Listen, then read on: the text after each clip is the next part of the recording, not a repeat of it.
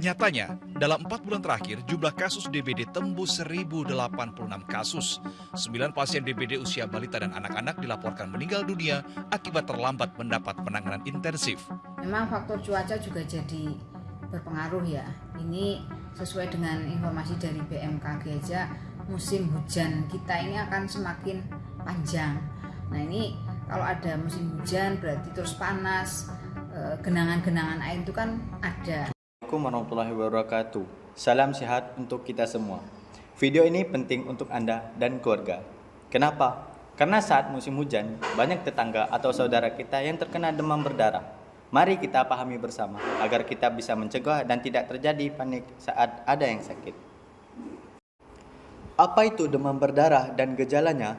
Menurut halodoc.com, demam berdarah denggi atau DBD adalah penyakit infeksi virus denggi yang ditularkan melalui gigitan nyamuk Aedes aegypti. Penyakit ini umum terjadi di daerah tropis dan subtropis. Dapat menimbulkan gejala demam tinggi, nyeri otot atau sendi, dan ruam. Jika tidak ditangani segera, DBD dapat menyebabkan pendarahan serius dan kematian. Nyamuk ini biasanya hidup di genangan air yang berupa jentik-jentik. Tanda-tanda orang terkena demam berdarah. Yang pertama, suhu tubuh naik mendadak hingga 39 sampai 40 derajat Celcius. Panasnya tidak turun meski sudah makan obat penurun panas. Yang kedua, sakit kepala yang berat, terasa seperti ada yang menekan. Ketiga, nyeri di belakang mata, terutama saat mata digerakkan.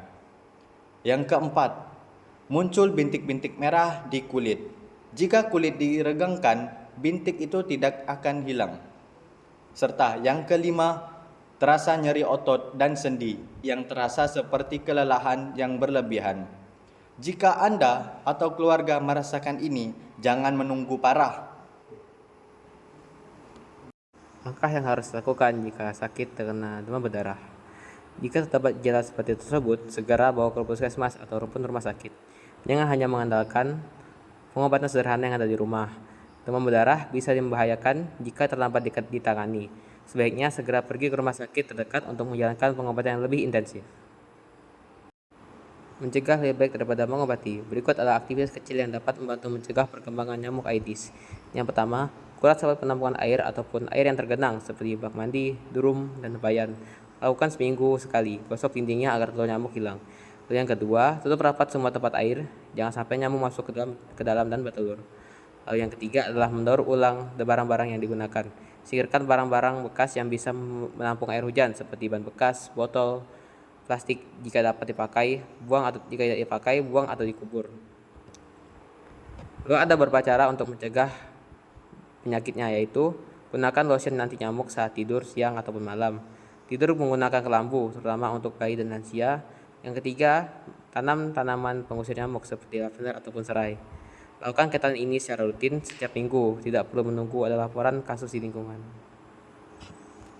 Demam berdarah bukan hanya masalah kesehatan, tapi juga masalah kebersihan lingkungan kita bersama. Mulai dari rumah sendiri, ajak anak-anak untuk menguras air yang tergenang, dan juga ajak tetangga untuk melakukan kerja bakti untuk menjaga lingkungan supaya tetap bersih. Jika ada yang sakit, jangan rahasiakan, segera bawa ke petugas kesehatan terdekat agar segera mendapatkan penanganan medis yang lebih baik. Bisa juga lakukan fogging di area yang ingin dibersihkan jika perlu. Mencegah lebih baik daripada mengobati. Mari kita lindungi keluarga dari demam berdarah. Terima kasih sudah menonton video ini. Jangan lupa bagikan video ini ke keluarga dan teman-teman. Terima kasih.